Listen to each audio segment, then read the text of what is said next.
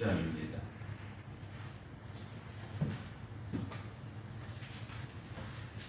찬송가 456장입니다.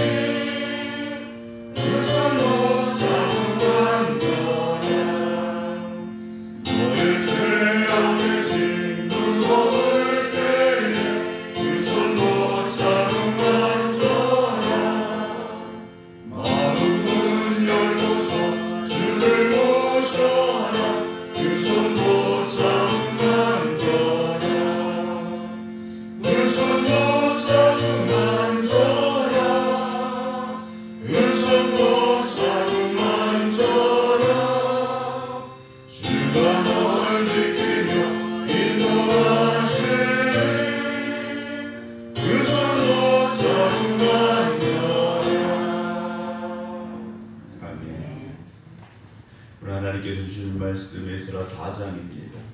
구약 성경 에스라 4장 1절부터 10절 말씀입니다.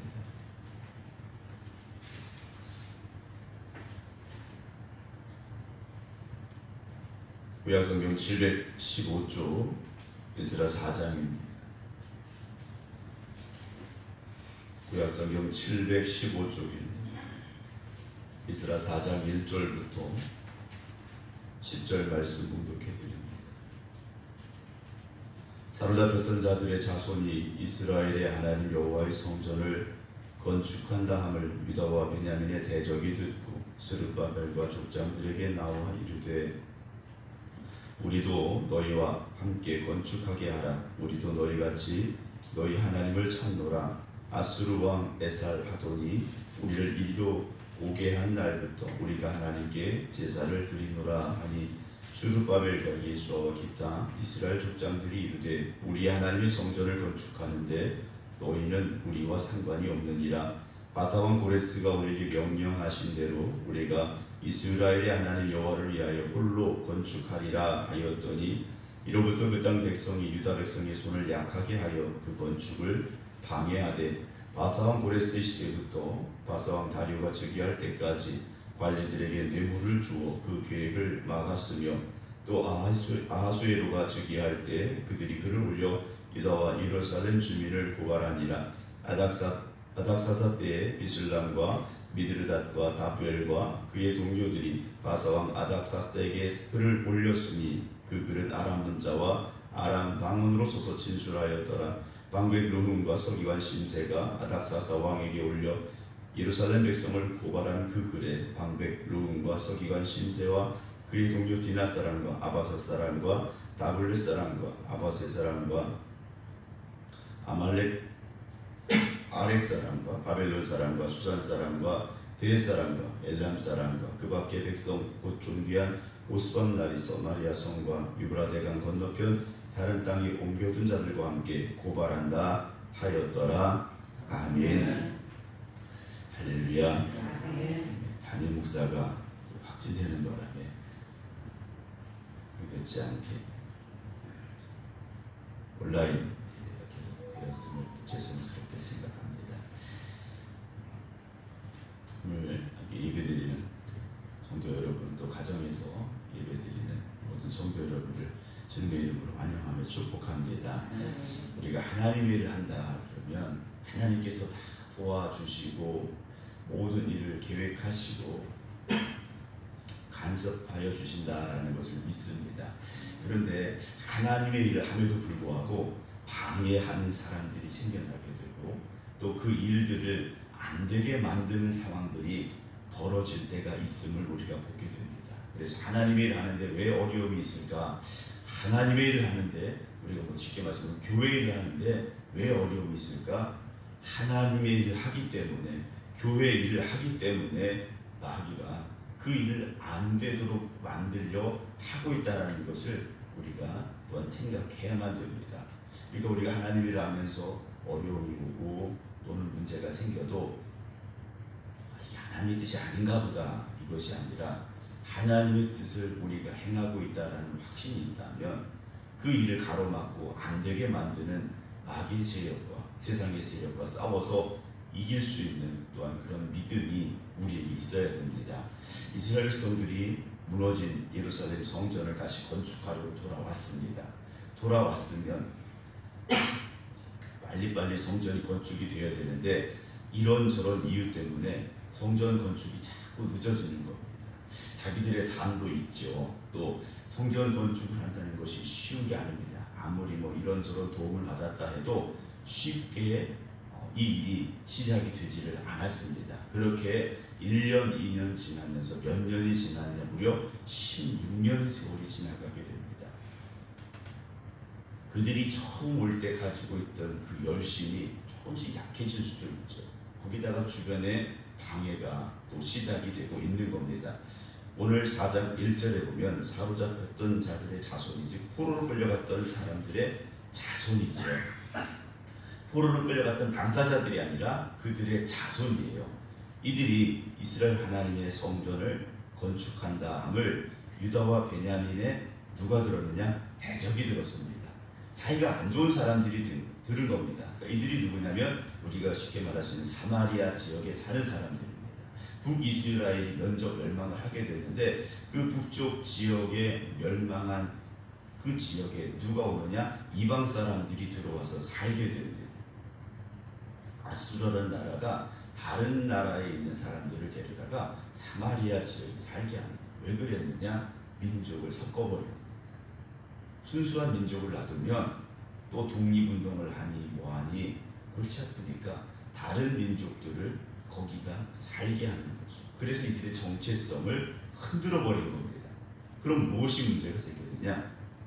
사마리아 지역은 원래 우상을 숭배하는 사람들이 많았는데 온갖 우상들이 다 자리 잡게 돼 있었다는 거죠. 그래서 순수한 신앙을 이들이 잃어버렸습니다. 그런 상황에서 예루살렘 성전을 건축한다고 하는데 이들이 순수하게 성전의 건축을 도와주게 되느냐? 그렇지 않습니다. 2절에 보게 되면 겉으로는 우리도 너희와 함께 건축하게 해줘라 그러죠. 왜냐하면 우리도 너희같이 너희 하나님을 찾노라 그랬어요. 이들이 하는 말이 뭐냐면 우리가 이방 땅에 살다가 여기 와보니까 이 사마리아 지역에 와보니까 야 하나님이라는 분도 계시구나, 하나님이라는 신도 있구나, 그래서 우리가 하나님께도 제사를 드렸어 라고 말합니다. 그러니까 이들은 하나님께 제사를 드렸던 사람들이에요. 그럼 하나님께 제사를 드렸는데 무엇이 문제냐? 하나님께만 제사 드린 것이 아니라 이방신에게도 제사 드리고 하나님께도 제사 드리고 이랬던 사람들이라는 거죠. 순수한 신앙이 아니었다라는 겁니다. 자기에게 이익이 되는 곳을 쫓아갔다라는 거예요. 이게 뭐 바알이 우리에게 도움이 된다 그러면 바알에게 가는 것이고, 하나님이 우리에게 도움이 되는 것 같다 그러면 하나님에게 갔던 그 사람들이라는 거죠. 이 상황 속에서 스룹바벨과 예수와 기타 이스라엘 족장들이 말합니다. 우리 하나님의 성전을 건축하는데 너희는 우리와 상관이 없다. 우리는 우리 하나님이라는 거죠. 너희는 우리의 하나님도 섬기고 너희 우상도 섬기고 이것저것 다 섬기는데 그 중에 한 하나님이지만 우리는 다른 것이 없다라는 거예요. 우리에게는 오직 하나님밖에 없다라는 거죠. 여러분, 우리의 신앙은 그런 신앙이 되어야 됩니다. 이것도 있고 저것도 있고 뭐 하나님 섬기다 안 되면 다른 데 가고, 그것이 아니라 나에게는 오직 하나님밖에 없습니다라는 신앙이 있어야 되죠. 나에게는 우리 생각교회밖에 없습니다라는 그런 신앙이 있어야 됩니다. 오늘 이들이 하나님의 성전을 건축하는데 여러 가지 어려움이 있죠. 뭐 백지장도 맞들면 낫다고 뭐 사마리아 사람이 와서 도와주면 힘이 되긴 하겠죠. 그런데 이들에게 있어서 중요한 건 어떤 도움이 아닙니다. 하나님이 기뻐하시는 성전, 하나님이 영광 받으실 성전을 이들이 세워가야 되겠다라는 결단이 있었다라는 거죠. 그래서 이들이 뭐라고 말합니까? 바사와 고레스가 우리에게 명령하신 대로 우리가 이스라엘의 하나님 여호와를 위하여 홀로 건축하겠다 그래요. 너희들이 안 도와줘도 돼. 힘들어도 우리가 하겠다 그래요. 그랬더니 4절에 이로부터 그 땅 백성이 유다 백성의 손을 약하게 하여 그 건축을 방해했다 그랬어요. 손을 약하게 했다라는 것은 계속해서 그들을 건드리는 겁니다. 그래서 낙심하게 만드는 거예요. 우리가 신앙생활하면서 돈이 없는 게 문제가 아닙니다. 몸이 아픈 게 문제가 아니에요. 낙심하는 게 문제입니다.